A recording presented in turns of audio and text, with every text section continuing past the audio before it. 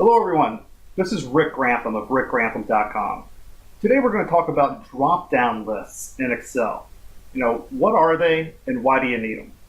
So first off, what are they? They are those things that you use for data validation. Those drop-down lists. If you're looking to type in January or February into a list, instead of having to type that in every single time, it's a drop-down list that's actually in Excel.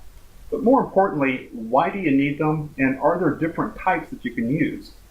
So the reason you would use these are, particularly in business, is to ensure that you have consistency in your data.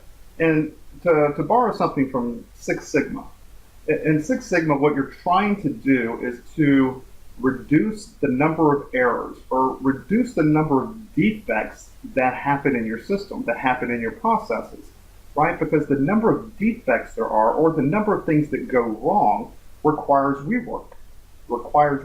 And that means you have to put now effort against fixing all of your data, or fixing the problem that, had it been done right the first time, had it been done accurately, would not have caused that rework. A lot of studies have shown that rework or waste in most systems, or what they'll call hidden factories, factories that only exist because things go wrong, are usually about 30% of all your expenses go towards that. 30% of all your effort goes to fix things that are wrong. So that's where data validation comes in Excel, making sure that data is put in appropriately the first time and making it foolproof so that you don't have to go and do rework later, to where someone might have typed in January and another person might have said January with a lowercase j, and another person might have just said JAN, and another person would have misspelled it, and another person would have said month 01. So to ensure that none of that happens is the reason that you should use data validation, the reason you should use drop-down lists in Excel. So let's talk about three major types of drop-down lists.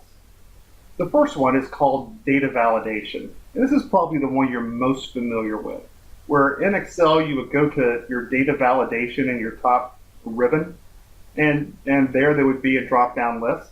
But there are some cons to doing it that way. Number one is you can't size it any differently than the size of the cell, right? So it just shows up in the cell. Secondly, there is no error unless you're actually in the cell. So it's not intuitive right off the bat that you're actually looking at a drop-down list until you click in the cell.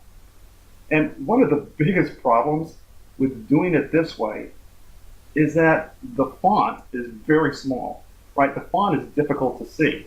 And you can't alter the font. You can't alter the font size or anything like that. And so as a result, it just becomes very difficult to see, and you really have to zoom in to be able to see the drop-down list at all and to see all the different selections. Additionally, usually you can only see 8 or so items in your drop-down list. So if you have 12 months as an example, you'd only be able to see the first 8 months before you have to scroll down. But it is the most common one used because it's the easiest, right? It's already available up in the top ribbon, and so that's used quite often. But there are other options for those who want to be a little fancier. Option number 2 is form controls. So if you go over to your developer tab, there's something called form control. And within form control, there is a combo box. Now, some of the benefits of using a combo box is that the drop-down is always visible. Now, before we had talked about data validation, and data validation was only visible once you selected in the cell, and then you could see the little drop-down box. Well, the cool thing about this is you can resize that box, and it's actually an object that sits on top of the cell. So the drop-down menu or the drop-down selector is always visible. So the end user always knows, right, that is a drop-down box in Excel. Additionally, it can link to a cell. And by that I mean the value can link to a cell, or the number or the item that you select in the list can link to a cell. And here's what I mean. If you select January from a drop-down list of months, the first item in the list that you selected, number 1, can be transferred to another cell, right? So you can do different formulas for this then.